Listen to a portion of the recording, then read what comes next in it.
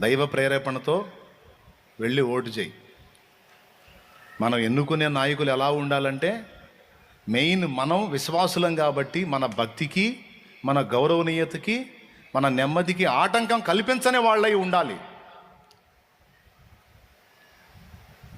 అలాంటి వాళ్ళని ఎంపిక చేసుకోవాలి. ఇక్కడ మన డెసిషన్ కూడా ఉంది,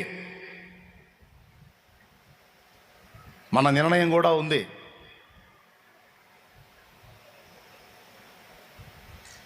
మనకు అన్యాయం జరుగుతుందనుకో, మన ఎవడు పట్టించుకోవట్లేదు అనుకో, అవసరమైతే మనం కూడా పోటీ చేయాల్సి వచ్చింది. తప్పదు. మరి క్రైస్తవ్యానికి అన్యాయం జరుగుతున్నప్పుడు ఏం చేయాలా? అవసరమైతే క్రైస్తవుడే పరిపాలనలోనికి ఎంటర్ అవడానికి ప్రయత్నం చేయాలి. ఇంత స్వేచ్ఛ ఉంది.